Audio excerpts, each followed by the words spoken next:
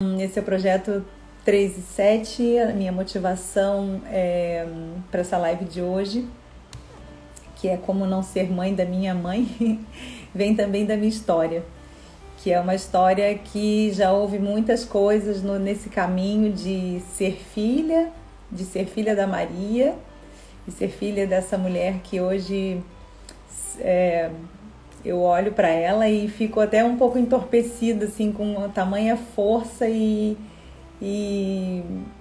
nobreza e tanto que eu trago dela, assim, nos meus olhos, no meu coração. E essa live veio disso e veio de tantas outras coisas também que eu vivencio dentro do meu espaço de atendimento, que eu vivencio na minha vida, que eu vivencio como mãe. E aí a gente vai hoje desmembrar um pouquinho essa possibilidade que nesse momento está se apresentando, mas que não termina aqui, de nós renunciarmos o papel de mãe das nossas mães, de nós renunciarmos à necessidade de sermos fortaleza todo o tempo, né? E essas informações, elas não mexem só com essa parte de mãe, de filha, né? De mãe, de filho, porque isso é mais comum entre mulheres, sabe? Entre o homem e a mãe, o menino e a mãe, rolam outras dinâmicas, mas tem muita coisa da mãe, da filha ser mãe da mãe, querer ser mãe da mãe. Então, por isso, essa abordagem mais específica.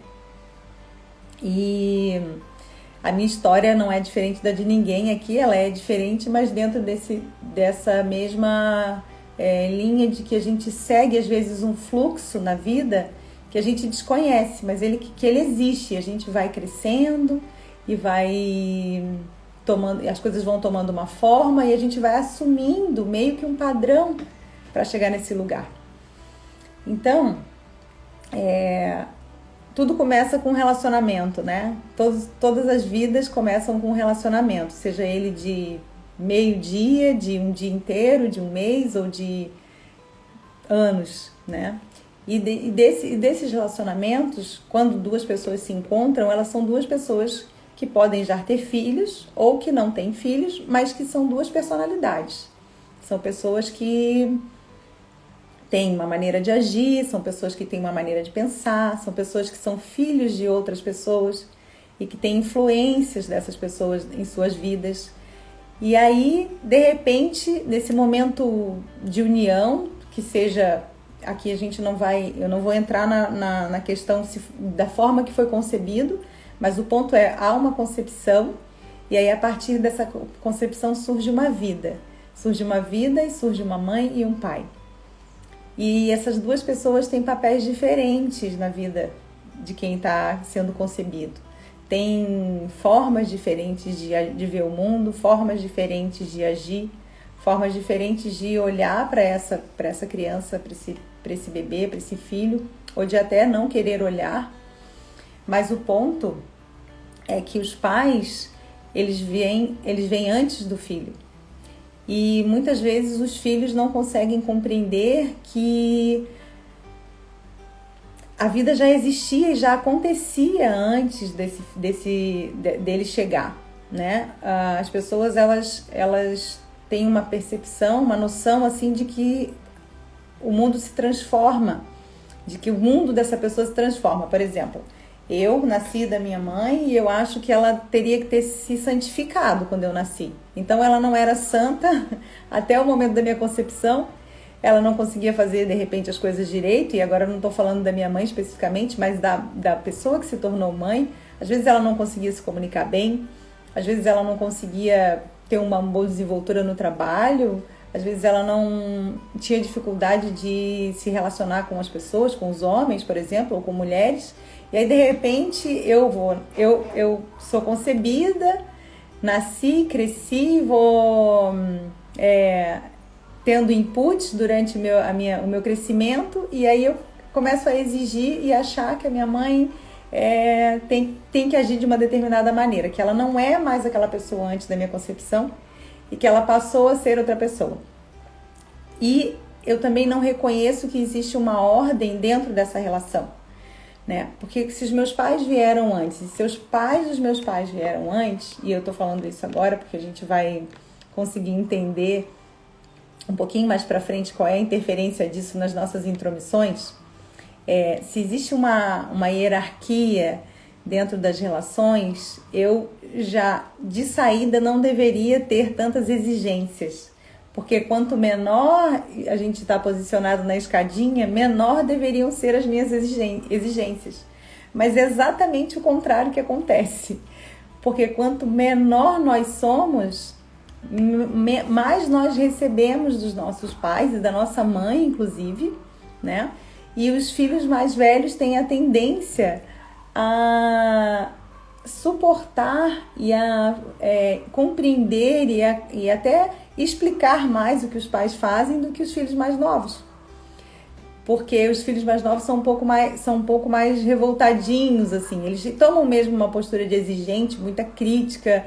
E isso tem a ver com ele ter recebido muito.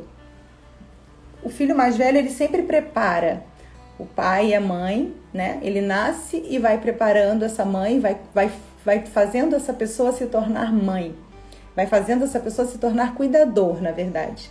Porque a pessoa passa a ser cuidadora. Porque quando há a concepção, existe uma mãe e um pai. Depois da concepção, essa mãe e o pai passou a essência divina para esse ser. E aí, a partir disso, a maternidade e a paternidade, ela se fez. E ela se faz todas as vezes que a gente tem uma concepção. Mas o cuidador e a cuidadora, ele vai se polindo, ele vai virando, né, deixando de ser um diamante bruto para ser um diamante polido. E às vezes isso não é possível para a pessoa que está se tornando esse cuidador, devido às circunstâncias das suas vidas. Mas o filho que nasce, ele não quer saber. Não importa o que aconteça, eu vou precisar de um pai e de uma mãe que também são excelentes cuidadores. E aí eu passo a colocar em mim, na verdade, essa responsabilidade também. Porque tudo que eu estou exigindo dessa pessoa que me concebeu, isso vai ficando como se fosse numa informação em mim que eu, de alguma forma, vou querer expressar, vou querer revelar, vou querer manifestar isso em algum momento. E talvez pode ser que eu não consiga. Dependendo da situação que eu estou vivendo, dependendo das circunstâncias da minha vida, pode ser que eu nem consiga conceber um filho. Mas eu estou cheia de informações inseridas em mim, organicamente, na minha consciência. E quanto mais eu quero que as coisas não sejam como são, mais eu entro como se fossem dívidas, assim, entre parênteses. Mas eu me emaranho, né? Como nós usamos muito esse termo na constelação familiar. A gente fica emaranhado onde a gente se coloca, né?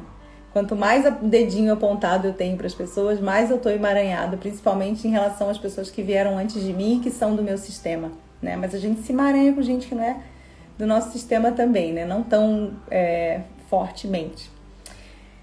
Então, aqui eu já deixei bem claro que quando a gente nasce, a nossa mãe não muda. Aquela mulher que já existia, que já tinha relação com outras pessoas, que já era filha da avó, né? Que era filha do vô, ela continua tendo todos esses papéis nessa mulher. Então, muitas vezes, quando eu olhar para minha mãe, eu vou ver outras pessoas, outras personalidades, outros aspectos dela ali se manifestando. Mas eu, como filha, eu vou estar sempre olhando e achando que aquele olhar é para mim. E quando a gente é criança, quando nós somos da primeira infância, na segunda infância, todos esses olhares que os nossos pais têm pra gente, que as pessoas que cuidam da gente têm pra gente, tem muito significado. Até hoje, na verdade, se a gente for parar para pensar, muitas vezes as pessoas nos olham e a gente coloca num lugar de muita importância e acha que as pessoas estão olhando pra gente de uma maneira assim ou assada, e às vezes ele só passou os olhos. Imagina quando somos crianças e recém estamos aprendendo a interpretar a vida, né? A mãe tá super aborrecida com o pai e aí ela olha pra gente com um pouco de indignação, um pouco de raiva, um pouco lotado dos seus afazeres, e aí de repente eu vejo aquele olhar assim, eu penso, minha mãe não gosta de mim, ela tá sempre com essa cara, né? E aí eu vou imputando isso na minha percepção. E a gente vai crescendo e vai carregando essa percepção de que tudo que a gente vê é a nossa mãe.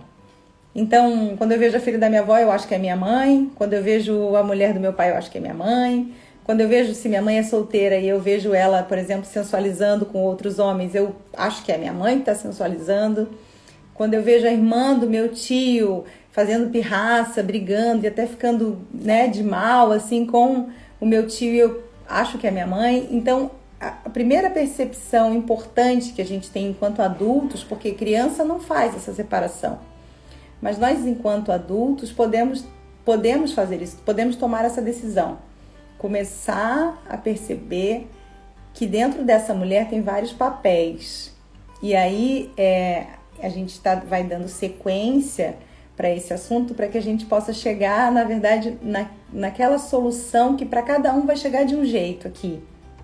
Que é essa solução em relação ao direito que eu me dou de decidir o que é melhor para minha mãe, né? De me sentir poderoso o suficiente ou poderosa o suficiente para, dentro de mim, acreditar que a minha mãe não é suficientemente competente para cuidar da sua própria vida. Então, quando a gente já começa a entender que dentro dessa mesma mulher, e aí quando a gente vira, por exemplo, mãe, uma filha que virou mãe, isso vai começando a ficar um pouco mais possível, isso vai ficando um pouco mais... Porque a gente acessa uma outra camada, né? A vida são muitas camadas, você expande, aí tem mais uma camada e vem outras compreensões. Aí dá mais uma expandida com um acontecimento, outras compreensões. E a maternidade é um momento de muita compreensão. É um momento de muita abertura e um momento de muita entrega também.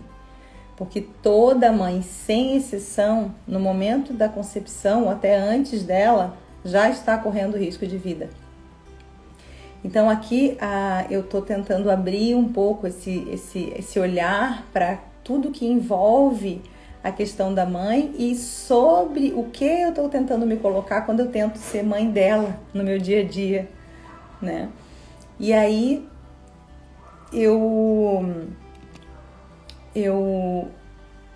pego as minhas dores muitas vezes, que são inerentes à existência, né? Aquele olhar, aquela mamada que eu queria naquele momento e não recebi, ou o colo que eu queria, mas era o meu irmão que estava no colo da minha mãe.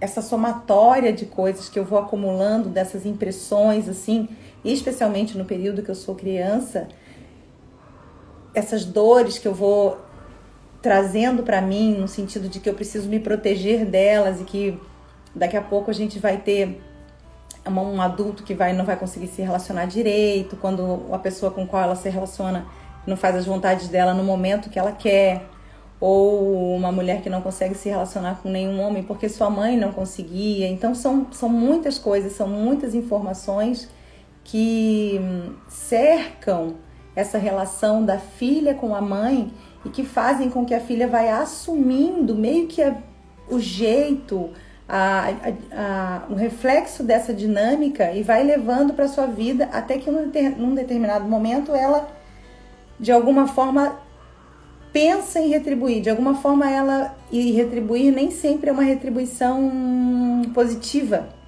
né? Então são condicionamentos que a pessoa vai desenvolvendo a partir da sua atenção seletiva. Então, se eu na minha infância, né, acreditava, e aí agora eu vou falar um pouco da minha história, eu sempre tive muito a impressão de que eu não era amada, nem pela minha mãe, pelo meu pai.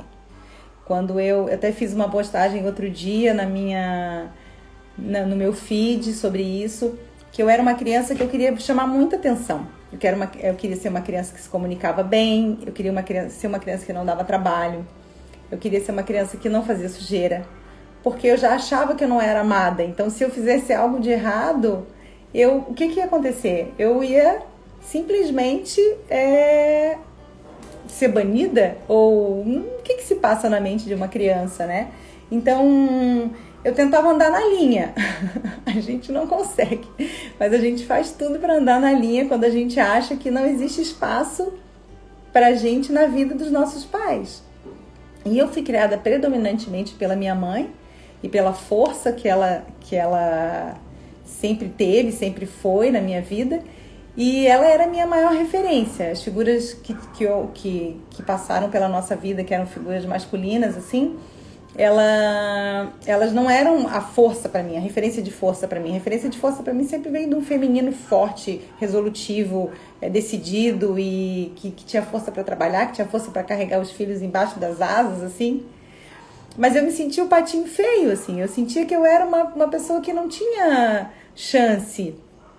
E aí a gente vai, com essa atenção seletiva, a gente vai atraindo situações que a partir do nosso olhar a gente só vê isso.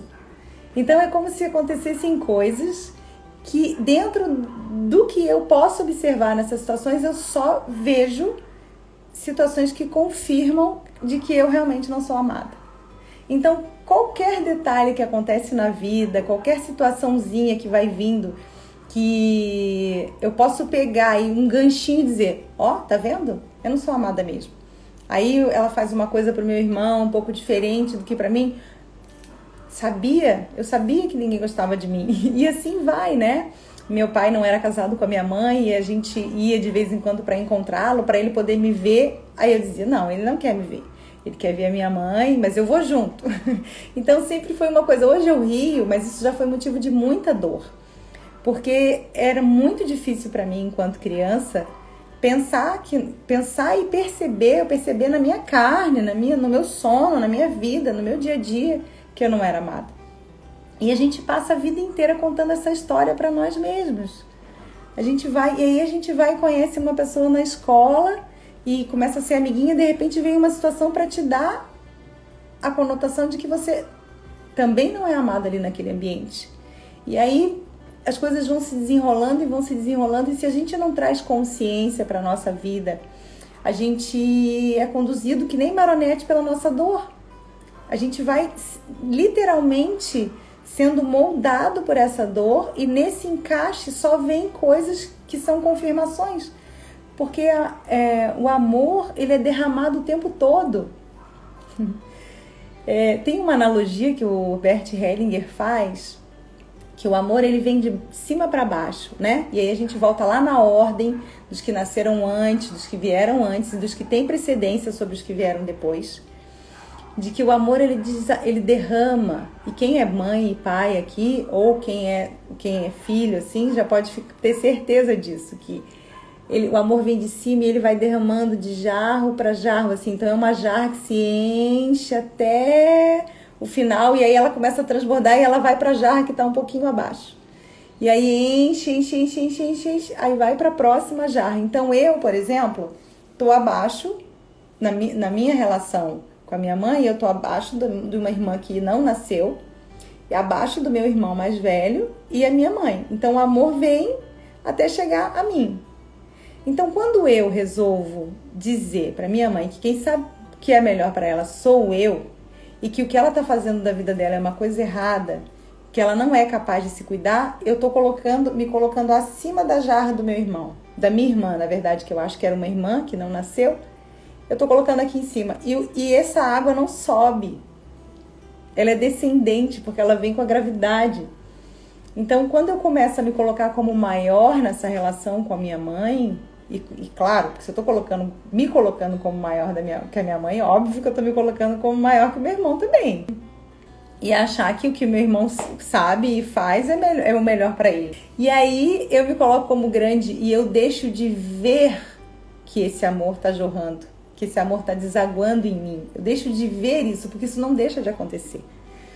Então a minha postura, que é bem arrogante nesse lugar, começa a compreender dentro das minhas confirmações de que eu continuo não recebendo amor. E aí todas as minhas atitudes vai ser a partir dessa dor, a partir da dor de que as coisas são sonegadas para mim. Só que não existe sonegação. Amor não é sonegado, nunca. Às vezes nossos pais não têm oportunidade de manifestar isso para nós, pode ser até através de uma morte, ou pode ser através de uma adoção, que esses filhos biológicos esses pais biológicos não conseguiram expressar, manifestar esse amor para os filhos. Pode ser porque a minha mãe poderia ter 11, 15 filhos e aí simplesmente é muito difícil. Imagina, hoje nós estamos nessa era em que nós temos 1, 2, 3 filhos, a gente já fica desesperado, que não quer ter filho, que não sei o quê, que não quer cuidar das pessoas, que não tem como cuidar de mais filhos. Imagina na época que tinha 11, o que essas crianças tinham como percepção? 20, gente. O que essas crianças tinham como percepção do que era amor? Amor era dar comida, era deixar limpo, seco. Quando trocava o 20º, já tinha que trocar o 12º de novo, porque imagina que loucura. Então a gente vai recebendo informação, essas informações, e a partir da nossa interpretação que a gente vai elegendo, na verdade, inconscientemente, porque a gente não faria isso com consciência, né? A gente não faria com consciência a renúncia da possibilidade de ver o amor da nossa mãe. A gente faz isso de maneira inconsciente. E aí, a partir das nossas dores, a gente entra numa dinâmica de... Deixa eu só ver o tempo aqui. A gente entra numa dinâmica de retribuição. E essa retribuição, ela pode acontecer de uma forma positiva, ou ela acontece de uma maneira que também pode ser negativa. Então, às vezes tem aquela mulher que nasceu, né, que hoje é uma mulher, que hoje a gente está falando de pessoas que são adultas. Com a criança a dinâmica é um pouco diferente. Mas, por exemplo, nós temos hoje uma mulher que teve um berço de ouro, que teve a oportunidade de fazer todos os esportes na infância, que fez inglês, que cuidou, que acordou, que dormiu, que quando casou teve uma festa de casamento. Pensa naquela vida perfeita, que a gente sabe que tem algumas pessoas que têm. Eu não tive isso, mas eu tive a oportunidade de viver outra filosofia de vida que me enriqueceu tanto quanto. Mas essa mãe que vem, essa filha que vem desse bercinho de ouro que a gente chama, às vezes ela quer retribuir as coisas com uma força tão grande, de uma postura interna de que está em dívida, e não existe dívida entre filho e pais, não existe dívida entre filho e pais. O amor, ele vem, os cuidados, tudo vem em direção ao filho, e esse é o fluxo comum, esse é o fluxo normal e correto das coisas acontecerem. Então, se os pais fazem as coisas de uma forma desmedida, esse filho não tem que retribuir de uma maneira igual, porque ele nunca vai conseguir. Se esses pais não conseguem dosar e dão mais do que o filho precisa, por exemplo, estragam o filho, quando a gente costuma dizer às vezes, né, assim que a gente fala, fulano tá estragando o filho dele. Isso acontece mesmo, né? Essa maneira de estragar é meio grosseira de falar, mas é real, é uma coisa cotidiana, e aqui a gente tem que trazer para o nosso cotidiano para que a gente possa usar isso mesmo na nossa vida, né? Então, se essa mãe não consegue medir o que está sendo dado para os filhos, ainda assim esse filho não vai ter como retribuir jamais isso, porque é uma fonte inacabável de coisas, e essa é a ordem natural das coisas. Então, eu posso entrar numa dinâmica de que eu tenho que retribuir, só que o momento da retribuição, ele pode acontecer no momento que esses pais precisam, que a mãe precisa. Ele não precisa acontecer todo o tempo. Quando eu entro numa lógica de que eu tenho que devolver para minha mãe todo o tempo o que ela fez por mim, eu começo a exigir dela coisas que não são meu departamento. Porque tem uma coisa que é inerente também à existência humana, que quando ele dá uma coisa, ele quer algo em troca. E aí a gente entra num fluxo de exigência. E nesse fluxo de exigência a gente fica cego. Porque esse dar, esse devolver, ele não é fluido, ele não é descompromissado. Para todo mundo que eu dou alguma coisa, eu quero que a pessoa se module, né? Isso não é diferente com a minha mãe. Então, seja a partir de uma educação, de um cuidado que eu tenha tido, que tenha sido, no meu ponto de vista pessoal, positivo ou negativo, eu posso tentar retribuir isso de uma forma boa ou ruim. Outra maneira que, outro dia, tive a oportunidade de viver uma constelação com uma cliente, E ela desenvolveu lúpus. E ela estava em tratamento e veio fazer uma constelação comigo, né? E a gente colocou no campo todas as representações que a gente precisava, a gente vou conduzindo aos poucos com a pessoa. E aí, em algum momento, ela se deu conta, ela se deu conta primeiro, né? Porque essa condução ela vai trazendo muita consciência fenomenológica e a gente vai percebendo algumas coisas. E em um determinado momento a gente percebeu que a mãe dela também tinha uma doença autoimune, assim como o lúpus. E que assim como a mãe dela, ela estava, de alguma forma, criando para ela também um sofrimento e uma dor, como que se fosse em lealdade mesmo com o sofrimento e com a dor da mãe. Então, parece uma maneira meio distorcida, né, de retribuir o que recebeu, mas é uma maneira também de se colocar como eu vou no seu lugar, eu vou por você, uma maneira de amar também. A gente chama de amor cego, né? Eu não quero entrar especificamente nisso, assim, mas a gente chama de amor cego, o amor que não vê. Então, um filho muitas vezes pode adoecer com a percepção fantasiosa de que fazendo isso ele vai libertar a sua mãe, por exemplo, de uma doença. E isso não acontece. Então, o que acontece no final das contas? Vai todo mundo, porque eu adoecer como a minha mãe não vai fazer eu adoecer no lugar da minha mãe. Quem é mãe aqui e já teve filho pequeno doente, com febre, tenho certeza que falou, queria que tivesse acontecendo comigo e não tivesse acontecendo com ele. Isso é muito comum. Mas no lugar do filho falar isso em relação à mãe, é inútil.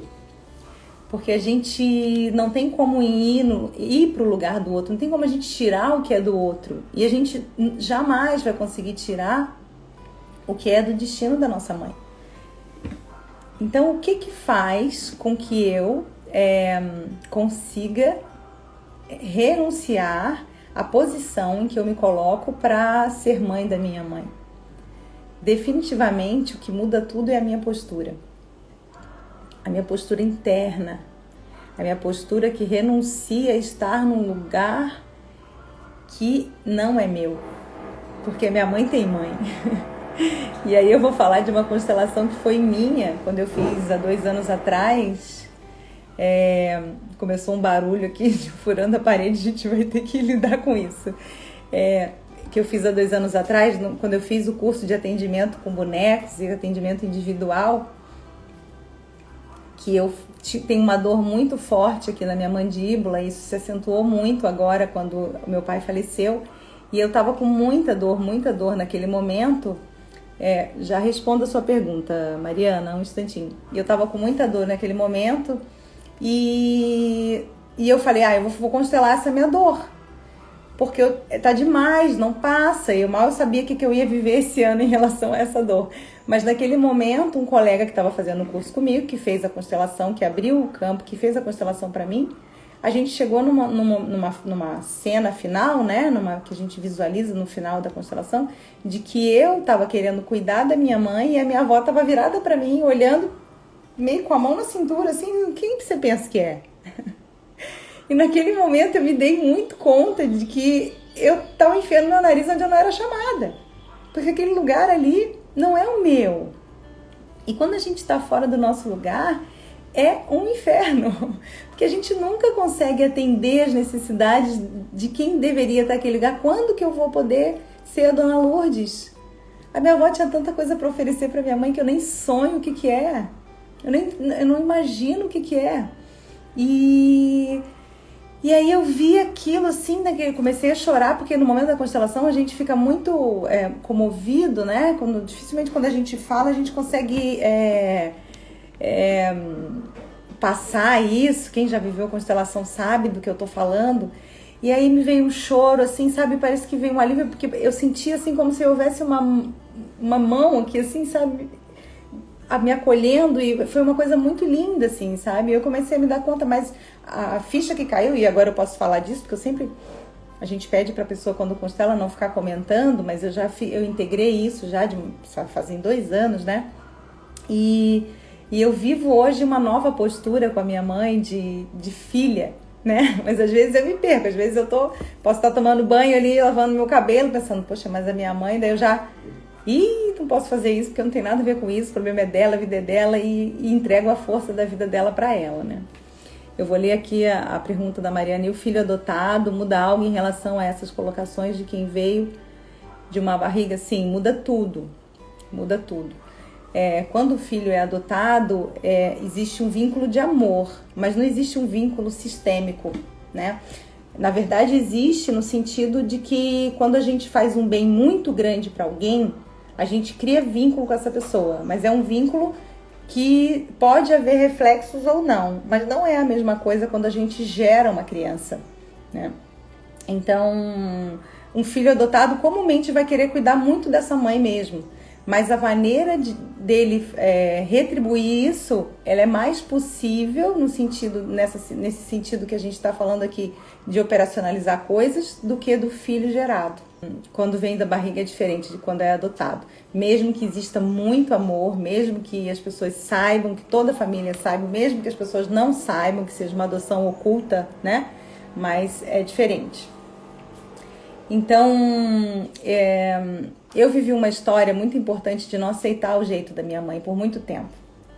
E eu passei 2 anos da minha vida, quando eu tinha 23 anos, eu acho, 22 anos, sem falar com a minha mãe.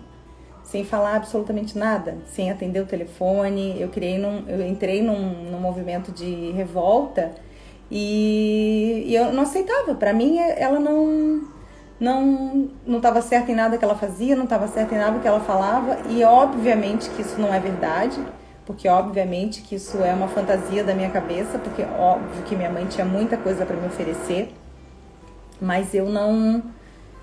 Quando eu olhava para ela hoje, quando eu olho para essa situação lá no meu passado, eu vejo que eu estava olhando só para a mulher, eu não estava vendo a minha mãe.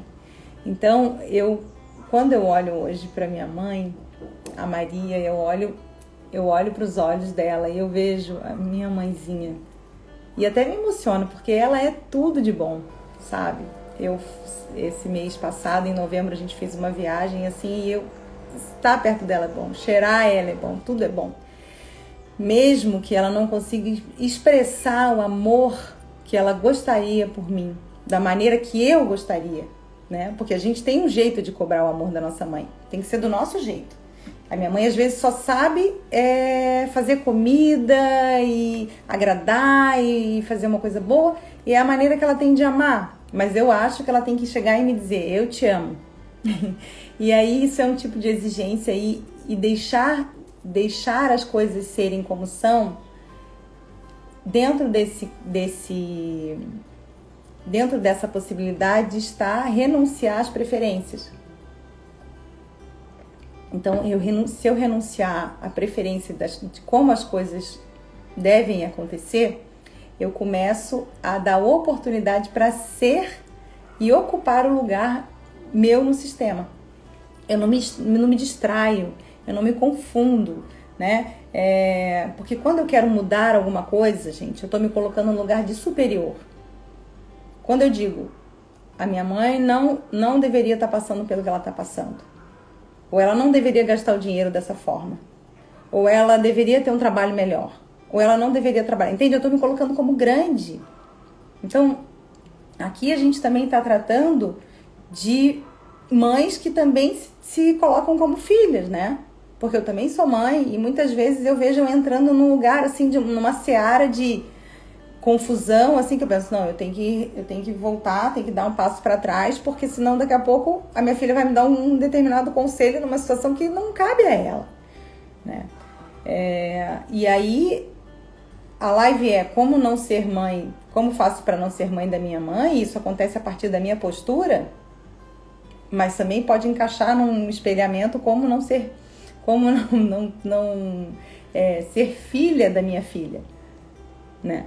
Porque se tem uma mãe tem uma filha que está querendo ser mãe, tem uma mãe que está se colocando como filha, como pequena. Então tem uma pergunta clássica de um encontro de constelação uma vez: o que eu faço quando a minha mãe se coloca como pequena? Aí a resposta foi a seguinte: se deita no chão e se coloca com o menor ainda.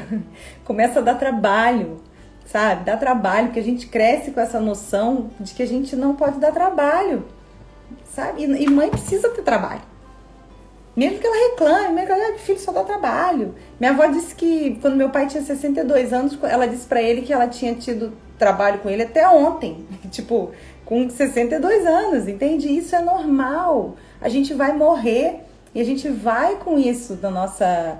dentro da gente, assim, que talvez eu vou morrer com uma sensação de que não foi suficiente. E eu passei a vida inteira dizendo que eu me dediquei, que eu fiz tudo que eu podia, que as crianças me sugaram, e depois, enquanto adultos, me sugavam também, que me fez cuidar dos meus netos. Mas quando eu estiver no leito da minha morte, talvez eu diga, acho que eu podia ter feito um pouco mais. E aí eu começo a aceitar as coisas como são e ser humilde dentro da minha pequenez. Porque do lado da nossa mãe, a gente é pequeno, bem pequeno. Mesmo que ela não tenha dinheiro, mesmo que ela não tenha um relacionamento, mesmo que ela não tenha uma condição física, mesmo que ela não caminhe, mesmo que ela precise de você financeiramente, mesmo que ela precise morar embaixo do seu teto, você sempre vai ser pequeno. Nessa postura você consegue se relacionar bem com a sua mãe, conviver com a sua mãe, porque eu posso ter que fazer toda uma logística na vida. Por exemplo, eu conheço pessoas que têm que ir, por exemplo, no serviço social, tem que resolver toda uma questão de problemas que a mãe dela não pode resolver, mas ainda assim eu faço isso de um lugar de pequeno. Isso é um treino, isso é uma coisa que a gente faz da hora que acorda até a hora que dorme, dentro de todos os relacionamentos. Na mãe é como pequeno, no relacionamento de casal é enquanto iguais. A mesma coisa vale para o pai, sim. Mas é menos comum a gente ver filha, homem tentando ser filho da mãe e filha sendo mãe do pai. Mas também existe isso porque tudo acontece, né? A mesma postura, sim. Então, com postura eu consigo conviver com todas as limitações daquela mulher, com todas as pirraças da filha da minha avó. Eu consigo conviver com tudo que vem dessa mãe e eu continuo no meu lugar, porque no meu lugar de pequenininha eu só peço colo. Eu consigo estender as mãos para minha mãe.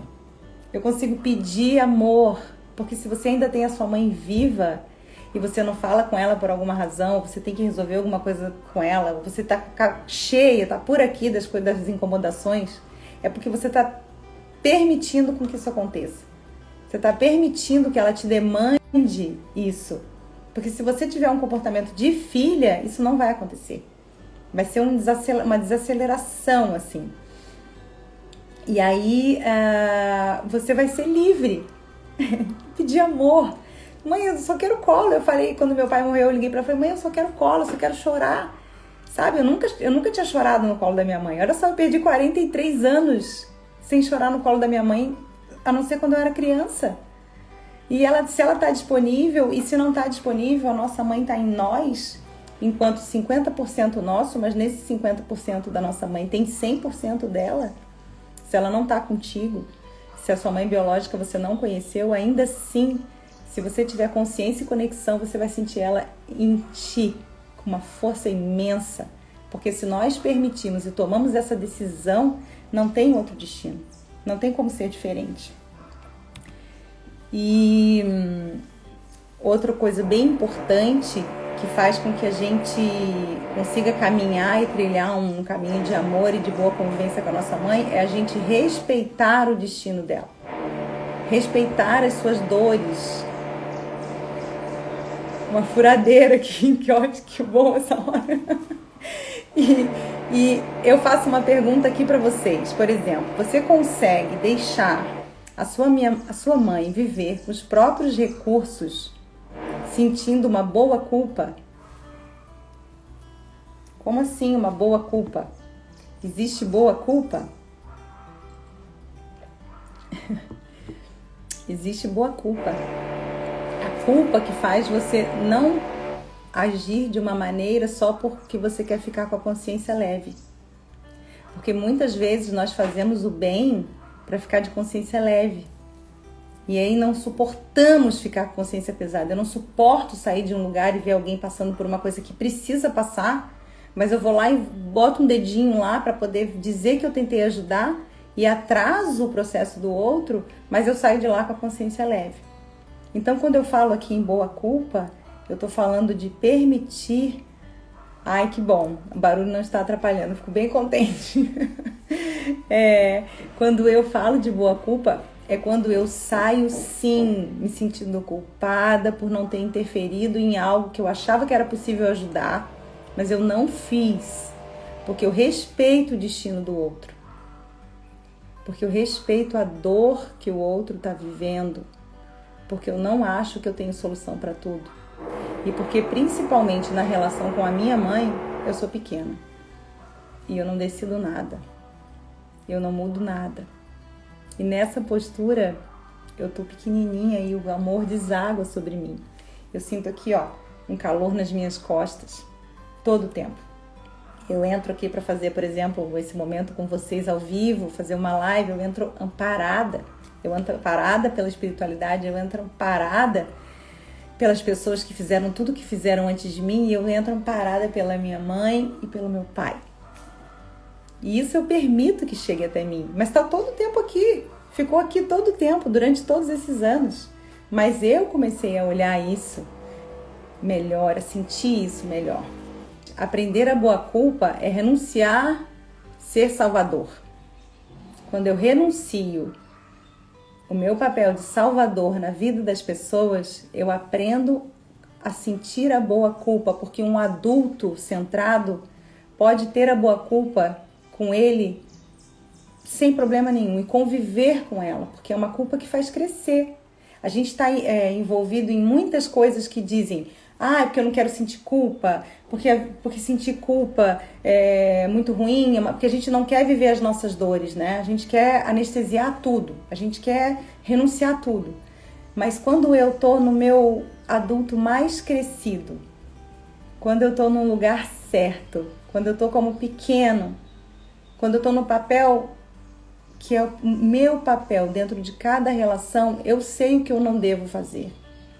Quando eu tô na minha capinha de super-herói, de super-heroína, agindo como salvadora, eu só me enfio em roubada, eu só me enfio em rascada, eu só me enfio em fazer coisas que ninguém vê. Aí eu falo assim, mas eu tentei te ajudar, eu tentei te fazer tudo por você, você não me escuta. Claro que não escuta, porque se, por exemplo, eu tô tentando fazer uma coisa para minha mãe, que a minha avó deveria fazer, ela não tá escutando a voz da Dona Lourdes, ela tá escutando a voz da Larissa. E a voz da Larissa é baixinha. Ela não entra num lugar de autoridade, ela entra num lugar de amorosidade, de que só recebe, não de que dá, sabe? Então, nesse meu lugar, tudo faz sentido. A Amanda colocou, só consegui depois de constelar, e quando a perdi, estávamos cada uma no seu lugar. Maravilhoso! Eu já sei dessa história e até me emociono, porque que bom que houve tempo para poder cada uma estar no seu lugar antes da partida da sua mãe. Para finalizar essa conversa de hoje, que para mim foi maravilhosa, e que eu me orgulho muito de estar aqui nesse momento com vocês, eu digo que no meu lugar, que é o meu lugar na ordem, e aí a gente pode saber que ordem é o meu ponto onde eu deveria estar na hierarquia do meu sistema, depois do meu irmão que é mais velho de mim, que está depois da minha mãe, que está depois da minha avó, e por aí vai. Então, para finalizar, eu quero dizer que no meu lugar existe paz. Então, se você quer viver paz, nesse lugar existe paz. E se você quer viver paz com a sua mãe, olha para ela e fala. Você pode falar, ou você pode pensar, ou você pode sentir. Eu sou só uma menina. Eu sou só uma menina. Eu não sei sobre você. E aí começar a escutar o que vem dessa mãe. Provavelmente vão vir apelos, sabe? Porque você não me ajuda. Já fiz uma constelação assim também. A filha é super sob pressão. Ah, você não me ajuda, você não faz nada, porque você não conversa com seu pai, porque eu não sei o quê, pressão assim, sabe? A gente se confunde. Nessa constelação era uma menina, ela era bem jovem. E às vezes não tem mesmo centramento, não tem lucidez, não tem sobriedade, não tem maturidade nem experiência para poder sair dessa situação. E ela me procurou e foi maravilhoso. Mas nós que já somos mais crescidos, a gente pode sim fazer isso. A gente pode sim dizer: mamãe, fica com a sua dor, fica com a sua vida, segue com o seu destino, porque eu sei que nesse lugar existe força. E eu vou ficar com a minha vida, e o dia que eu precisar de colo, eu vou te pedir. No dia que eu precisar de amor, eu vou te pedir. No dia que eu acordar à noite com meu coração batendo muito forte, eu vou te ligar. Desculpa se eu te acordar, mas haja como filha, porque só nesse lugar existe paz. Ok? Tão bom poder ser a menina dela. Exatamente, eu também acho. Então eu vou ficando por aqui. Quero agradecer mais uma vez esse momento nesse projeto 3 e 7 em sintonia com a Lari.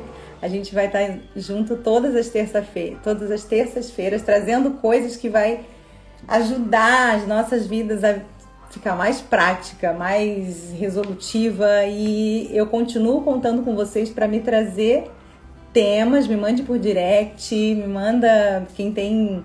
no link tem o meu contato, me manda ideias, vamos discutir sobre tudo, traz pra cá, gente, não vou citar ninguém aqui, eu não vou falar quem me trouxe esse tema, mas a gente pode conversar sobre tudo aqui, ok? Um beijo imenso no coração, nos amo!